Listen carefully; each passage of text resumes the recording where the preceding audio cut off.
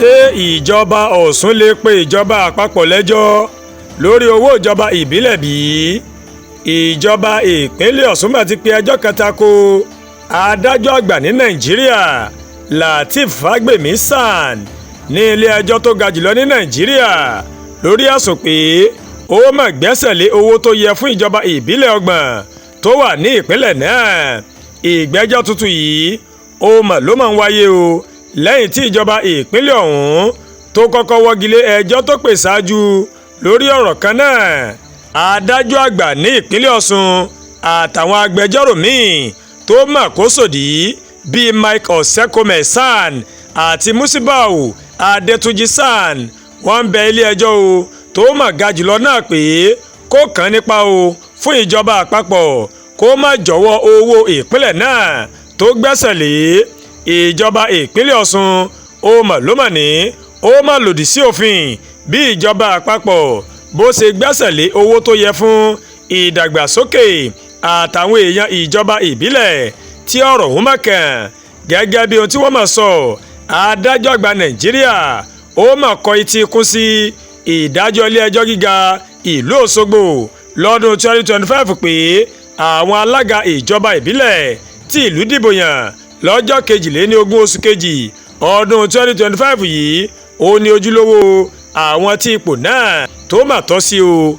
Ìjọba Ọ̀ṣun mà sọ wípé ọjọ́ 29 oṣù kẹta ọdún 2025 ní adájọ́ àgbà Nàìjíríà AGF ló mà kọ ìwé kan pé kí ìjọba àpapọ̀ gbẹ́sẹ̀ lé owó náà títí tí rògbòdìyàn tó ń wáyé láwọn ìjọba ìbílẹ̀ Ọ̀ṣun yóò fi parí o.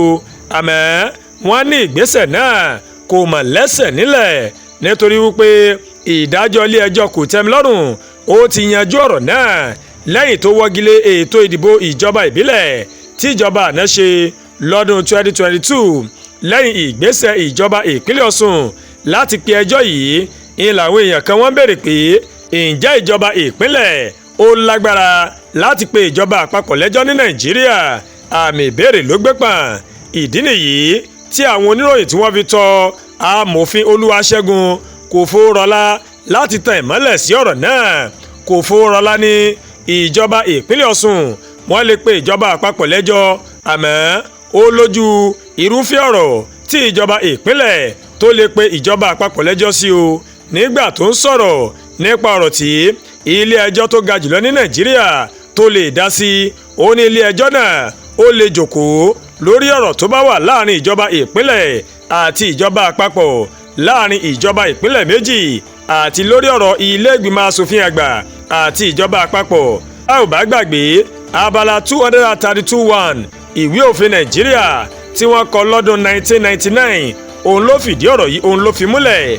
Amòfin Kòfórọlá mà sọ wípé lórí ọ̀rọ̀ yìí òfin kò mà sọ̀rọ̀ lórí ẹjọ́ o láàrin ìjọba ìbílẹ̀ àti ìjọba àpapọ̀ nítorí ìjọba ìbílẹ̀ ní ọ̀rọ̀ yìí má kàn gbọ̀ngbọ̀n. Ìjọba ìbílẹ̀ ló yẹ kó má gba ilé ẹjọ́ lọ pé wọ́n gbẹ́sẹ̀ lé owó òun o nítorí kì í ṣe owó ìjọba ìpínlẹ̀ ni wọ́n gbẹ́sẹ̀ lé. Ilé ẹjọ́ tó ga jùlọ náà lè dá sí ọ̀rọ̀ tó wà nílẹ̀ yìí. Fún ìdí èyí ìjọba ìpínlẹ̀ Ọ̀ṣun lè pe ìjọba àpapọ̀ lẹ́jọ́ lórúkọ ìjọba ìbílẹ̀ tó wà lábẹ́ rẹ̀. Ilé ẹjọ́ tó ga jùlọ ní Nàìjíríà sì gbọ́dọ̀ gbọ́ ẹjọ́ náà látàrí pé ilé ẹjọ́ ọ̀hún ti kọ́kọ́ gbọ́ ẹjọ́ tó rọ̀ mọ́ owó náà ṣáájú kó tó pàṣẹ pé kí ìjọba àpapọ̀ kó máa san owó ìjọba ìbílẹ̀ sínú àpò ìṣúná rẹ̀ tààrà. Àdúràgbà Olúwatóyìn ló ń kàròyìn sí létí o láti kàn ní ẹ̀yà Yorùbá World TV. Bẹ́ẹ̀ ṣe ń wò wá ẹ máa bá wa like, ẹ máa share, ẹ máa comment, ẹ má tún gbàgbé láti bá wa subscribe sórí YouTube channel wa kẹ́ wá bá tẹ notification bell láti lè máa máa ètò alákòjọ̀kan tó bá ti gorí ìkànnì yìí. Ẹ ṣé pọ̀ tẹ́ wò wá o, a kú iṣẹ́ látàárọ̀, Ọlọ́run ó dé gbìyànjú èmi àti ńlá dé o.